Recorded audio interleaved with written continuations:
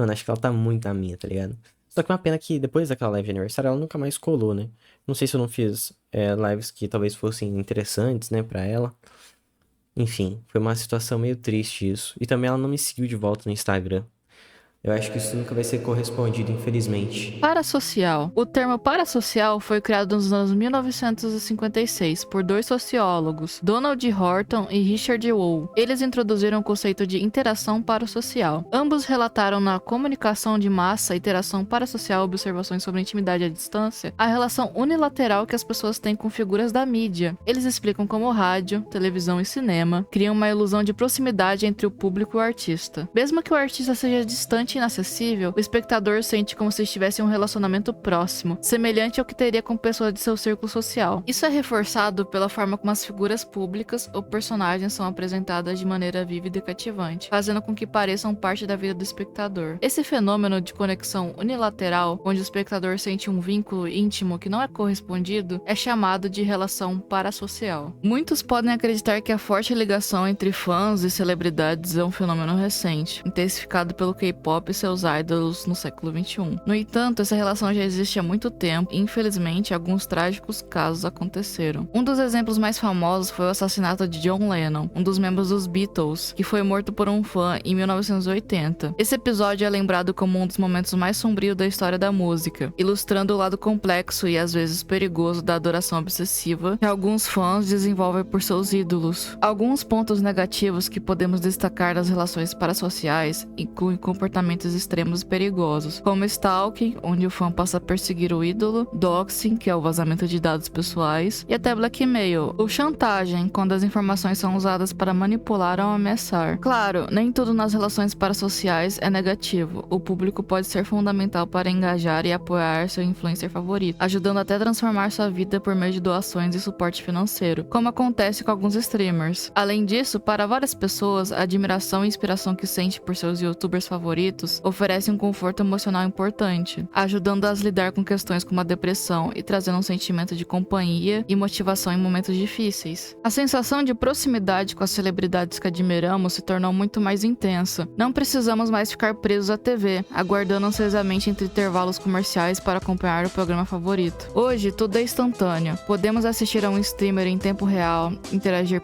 diretamente pelo chat, enviar donates e, dependendo do jogo que ele estiver jogando, até participar das partidas. As redes sociais, fanarts e outras formas de interação aumentam a impressão de que conhecemos essa pessoa de forma íntima. Essa dinâmica cria uma sensação de proximidade que é enganosa. A verdade é que, por mais que pareça que estamos inseridos na vida desse influencer, muitas vezes estamos apenas observando uma fração cuidadosamente construída do que eles realmente são. No caso dos VTubers, a situação é pior, pois é fácil desumanizá-los. Só bêbado pra pegar a Carolzinha. Caralho, a X é... Mano, Que isso? ela é doidinho. professora safada, meu. Cara, isso aqui me lembra um vídeo da época da escola que os moleques mandavam da aranha boqueteira, velho. Tá ligado? O cara tá extremamente viciado em pornografia, tipo, ele tá no nível máximo do vício, tá ligado? E aí ele começa a consumir isso. Furry, demônio, empregada, sucubus, vampira, tá ligado? Gótica. Tudo ao mesmo tempo. Humilharia publicamente porque ela é o fetiche personificado. Muita gente de fora da comunidade VTuber ainda não entende que um VTuber é um streamer real, que usa um avatar virtual criado por um artista e não uma IA ou personagem de anime. Esses avatares são a vitrine do trabalho dos VTubers e representam sua marca pessoal. Desde que o caso da Amy Cotone ganhou atenção pela comunidade de opinião, a comunidade tem sofrido com ataques e desinformação, prejudicando a imagem e os esforços dos criadores. O caso do Toshi é um exemplo claro. Ele é uma marca dentro da comunidade, vende produtos próprios e construiu uma reputação. Comentários pejorativos sobre ele afetam diretamente sua imagem, trazendo consequências reais para o seu trabalho. Passei 10 dias da minha vida sendo acusado na internet por assédio, de algo que eu não fiz, mano. E que eu tenho provas que eu não fiz. O objetivo desse vídeo é mostrar que o VTuber não é uma identidade vazia, que eles também sofrem as mesmas consequências que qualquer YouTuber e streamer sofreria. Meu intuito não é vilanizar alguém, e sim mostrar o que acontece. Os meninos do vídeo da tier list já se retrataram da situação, só que esse tipo de coisa pode se repetir, e eu vou mostrar durante o vídeo que esse tipo de coisa já acontece em comum, tanto na gringa quanto aqui no Brasil. Voltando a falar sobre o Toshi, já não é de hoje que ele recebe alguns donates desconfortáveis durante a live. Perdeu o trabalho, Você guarda o quer dinheirinho, me comer, mano. sim, assuma seu danadinho e vem rasgar minha pele, ai ai. isso? Calma aí, cara. Ô, meu bom, eu sei que não tá aparecendo o donate aí, mano, mas o áudio tá aparecendo. Se puder pegar mais leve no donate aí, mano, calma aí, mano. E ele já avisou algumas vezes pro público dele maneirar nas brincadeiras. Queria conversar com o pessoal que gosta de fazer essas piadas mais picantes, pra não dizer outra coisa. Pegue mais leve, mano. Eu sei que a maioria de vocês que fazem esse tipo de piada, vocês gostam de mim. Eu sei que vocês não fazem por mal. Eu sei que vocês não fazem com a intenção de estragar a live. Vocês só querem me fazer rir. E eu aprecio, mano. Obrigado, mano, por tentar me fazer rir. Só tente me fazer rir de uma forma mais sutil, se puder, mano. Beleza? Só pegue leve. A maioria do meu chat tem mais de 16 anos, mas tem muita gente que tem menos, mano. Tem muita gente que tem 12 e menos, mano. Tente descontrolar mais os comentários. Lembre-se que eu sou um ser humano aqui atrás também, mano. Eu também me ofendo com as paradas, tá? Eu tento o máximo possível pra não me sentir ofendido. Beleza? O máximo possível pra não atrapalhar o rolê, não estragar o humor de vocês. Eu quero que continue sendo engraçado pra vocês. Tu já deve ter visto eu dar uma segurada em alguns comentários, porque de vez em quando passa muito longe, mano. De vez em quando passa muito longe, mano. Ó, o limite do humor aqui é assédio, beleza? Não me assedie, mano. Como criador de conteúdo, você deve entender que influencia diretamente outras pessoas e que o chat é um reflexo de você. Então eu pergunto, é errado querer um ambiente saudável na sua live? Só porque você usa um modelo VTuber deve acertar qualquer coisa? Mandei. Pessoal, quem quiser invadir a live desse cara aí, fica à vontade no link. Nada. A única coisa que eles fazem é gastar o dinheiro deles. Chegaram aqui. Ai, que fofo, cara. Que fofo. Olha a porra desse mongo. Fala se esse cara não é viado. Esse cara é viado. Olha a foto dele! Vai pros clipes mais vistos. Olha a cara desse filho da puta. É pedófilo. Esse cara é pedófilo. Cadê? Pode ser que... Nossa, as expressões faciais. Meu Deus! Nada relacionado. Olha a cara de pedófilo, cara. Meu Deus.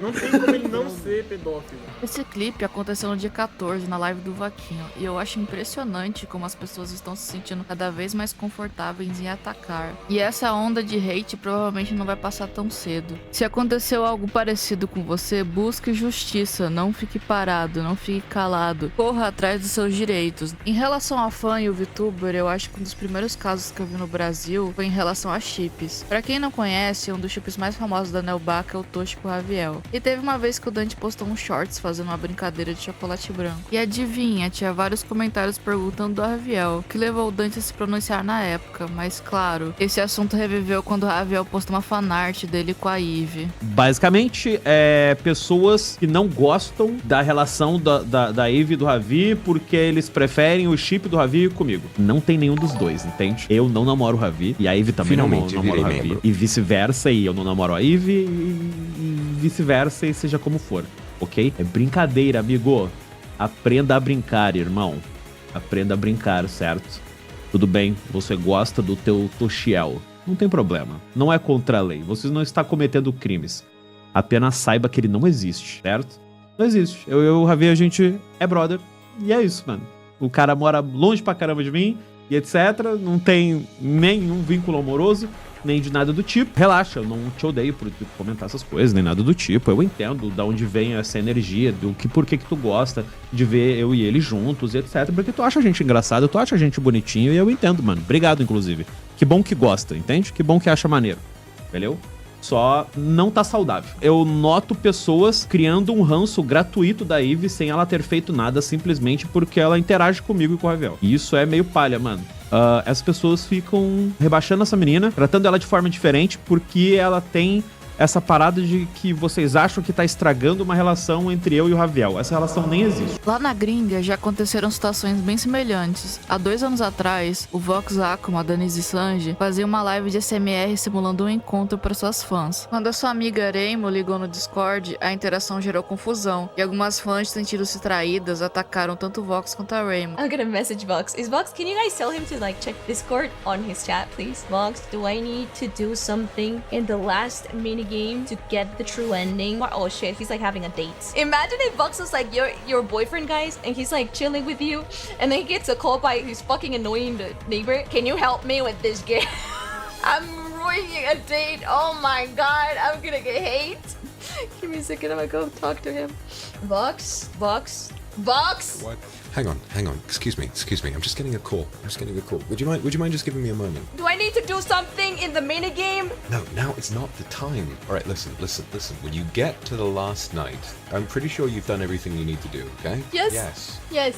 Yes. No, I think that's it. So I don't do anything in the minigame? Yeah, no, when it says the end, that means you got it. Okay, bye. Have fun in your date.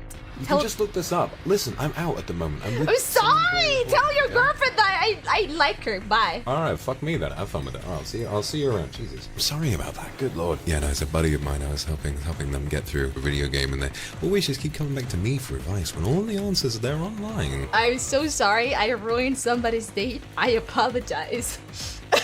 I apologize to Vox multiple girlfriends. Depois desse acontecimento, que não apenas impactou o Vox, mas também trouxe uma onda de hate para Raymond, Vox decidiu abrir uma live para abordar o assunto. In the last stream, I'm not sure why you took so much issue with Reimu showing up, because there were 16,000 other people there. What part of you thinks that we have a one-on-one connection? I couldn't believe that as many people were sending death threats to Reimu as there were. I'm now realizing how much worse this has become, and this is where it has to end. Outro problema em comum que ele comentou foi em relação aos chips e como isso afetou a vida dele. Shipping. Ordinarily 100% completely harmless behavior. In my community, apparently, this has become something immensely toxic. When you ship somebody, you do so with the understanding that the people you're shipping most likely are not together. There are some people who take that a step further. Shipping me with someone does not mean that that person and I are together. There are quite a lot of people who seem to be under the foul delusion that if I spend time with another person, that I am somehow cheating on them, and that even less so, that person that I am spending time with deserves any sort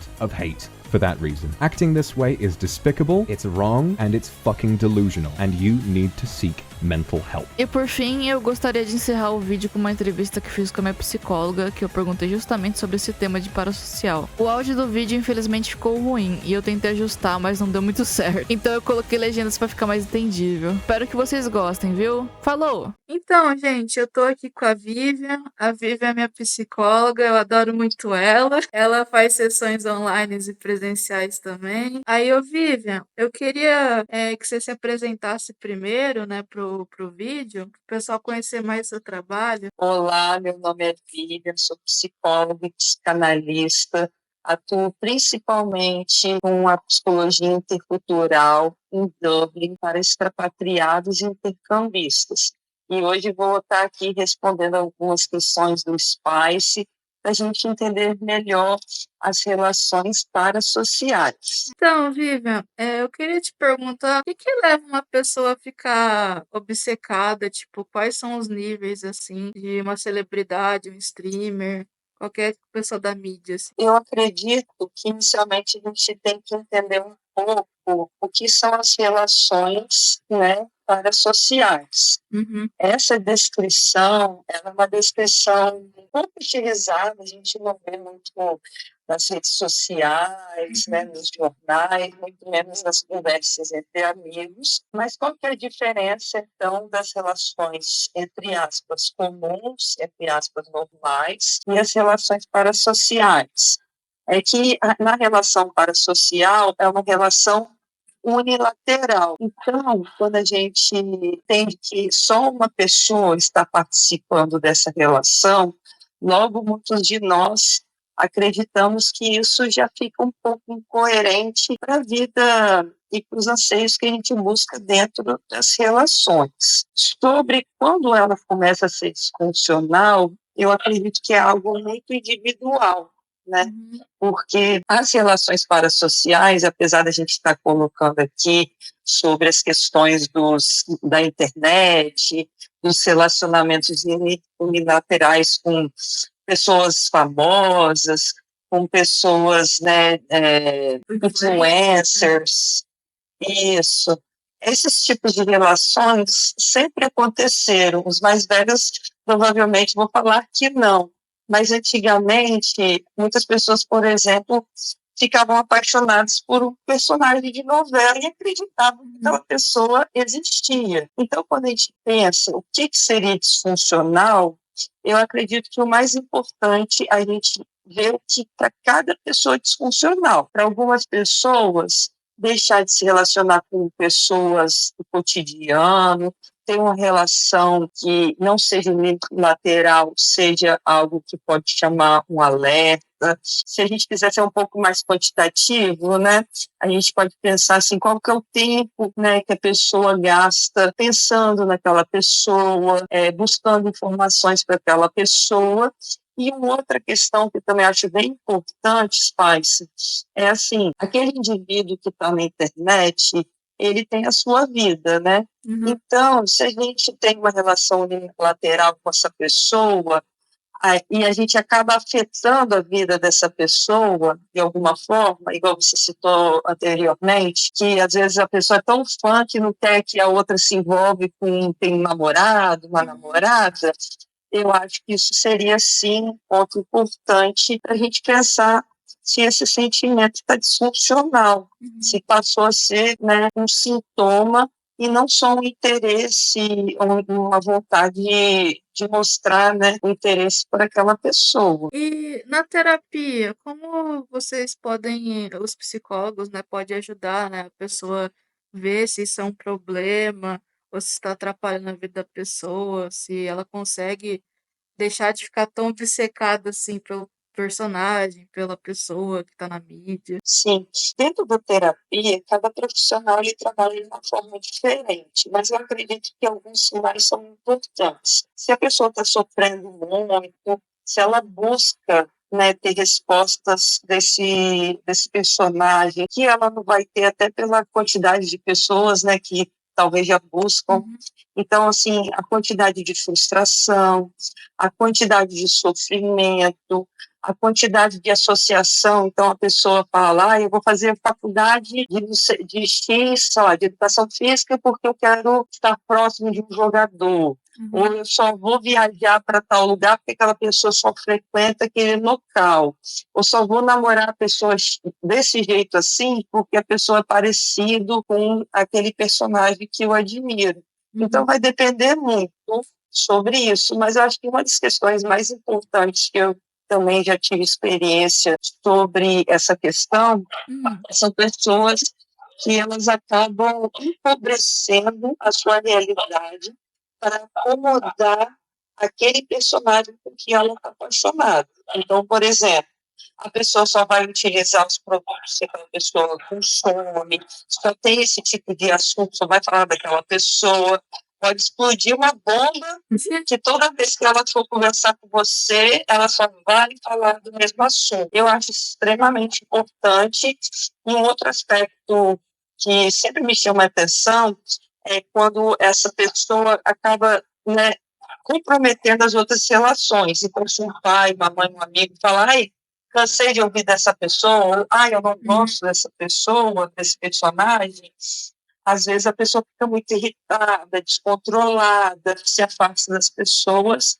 Então, eu acho que isso tudo aí é uma forma de identificar. Posso te dar um exemplo? Tem um filme chamado Han, que o personagem principal ele se apaixona, né, pela inteligência artificial. A gente, no filme, tem um pouco de relação ali, porque de alguma forma a inteligência artificial acaba se comunicando com ele. Mas aí a gente percebe que ele para de viver, né, de buscar outras pessoas para poder fazer o que ele consegue fazer somente com aquela inteligência artificial. Eu vejo muito em questão de, tipo, por exemplo, tem muita gente que gosta de ver casal, né? Aí, tipo, rola muito essa questão de chip, né? Tem uma explicação disso, Vivian? De por que as pessoas gostam tanto, sabe? Olha, Spice, eu não consigo agora buscar uma explicação para isso. Talvez seja até mesmo uma idealização de um casal perfeito, que nunca vai ter problema, né? Então, a gente, por algum motivo, o ser humano tem essa busca de ter essas figuras perfeitas, onde a gente acredita que ali não tem problema. Vou dar um exemplo para você, nas histórias infantis, a gente sempre acaba no final feliz com um casamento, e aí a gente não sabe o que vai acontecer com a princesa e com o príncipe depois. Então, acho que fica muito na fantasia acreditar que os relacionamentos, que as pessoas, elas podem ser sim perfeitas, né? Tipo, tipo, os streamers usam máscara, assim, pra fazer live, né? Porque a pessoa, ela tem que ser mais empolgada durante a live. Ela tem que falar, tem que entender o público.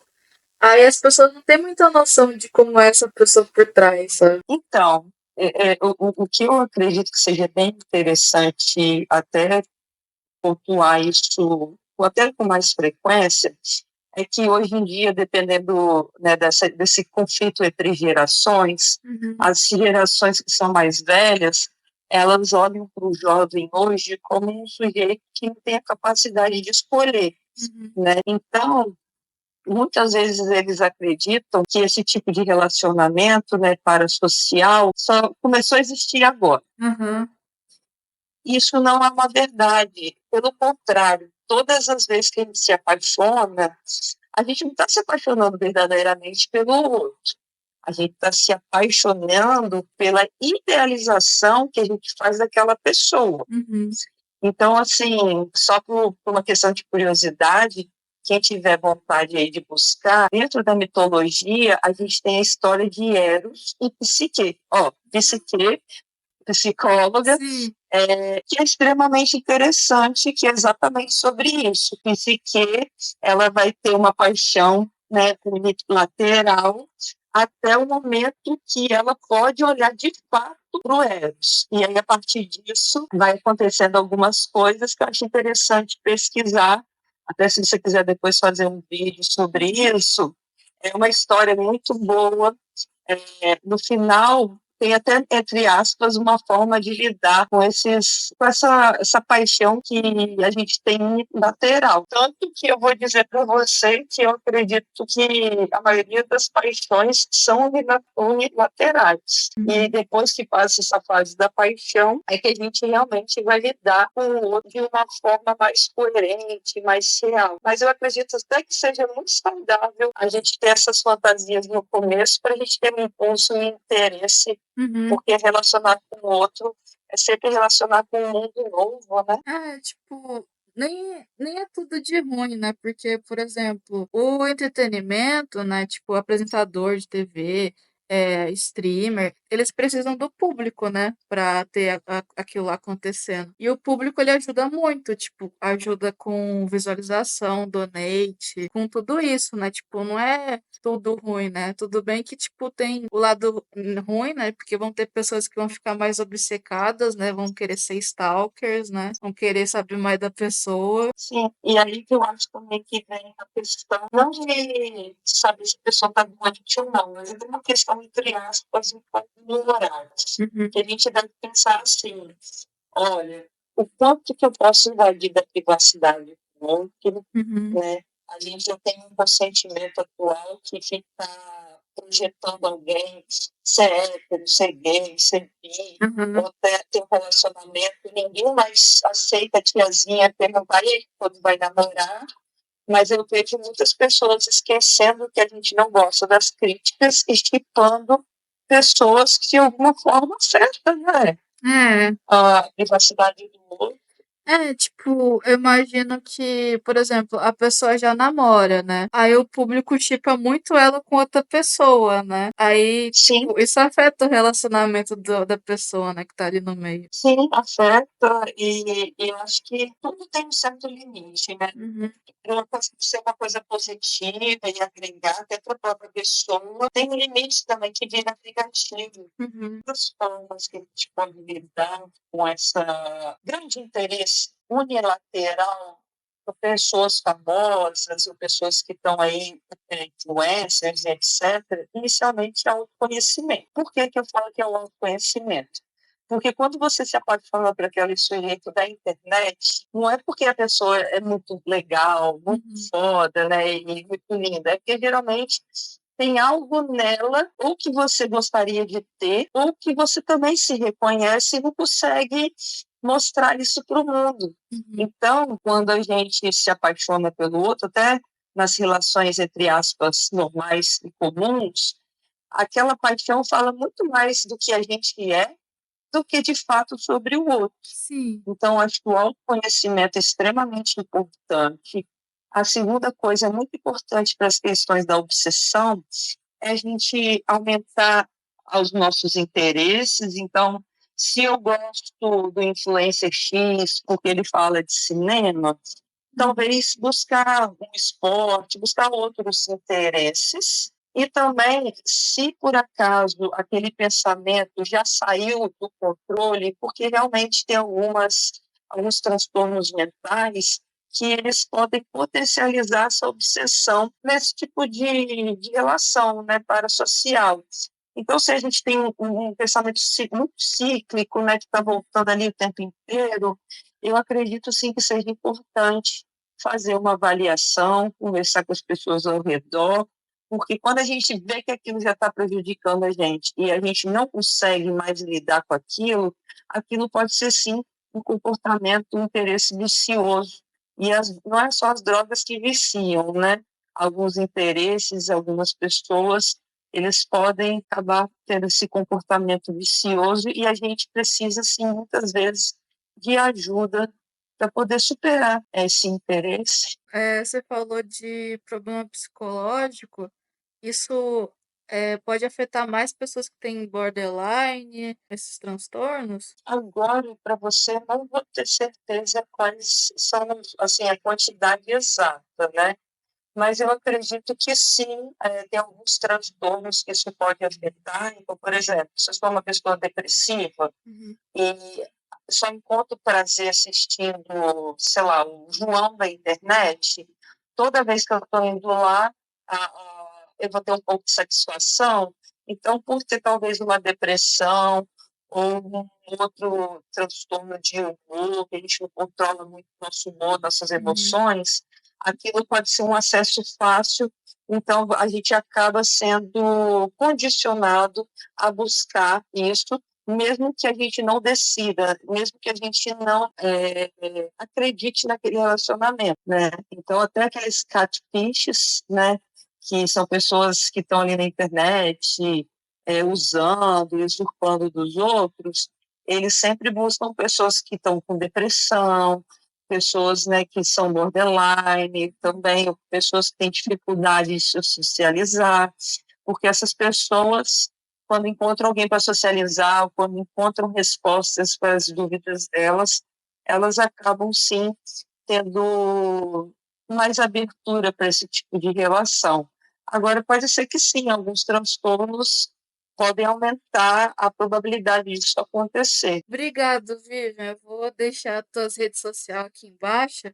Sigam ela lá, ela é muito legal, ela me ajuda muito, viu, gente? Muito obrigada a você e todo mundo aí que tiver perguntas. Eu fico muito confortável de estar aí respondendo, aprendendo e também conhecendo a experiência de todo mundo. Eu até vou falar uma coisa para vocês, Spice. Quando eu era jovem, lá com meus 13 anos de idade, eu era fanática do Guns N' Roses, do Alex Rose, especificamente.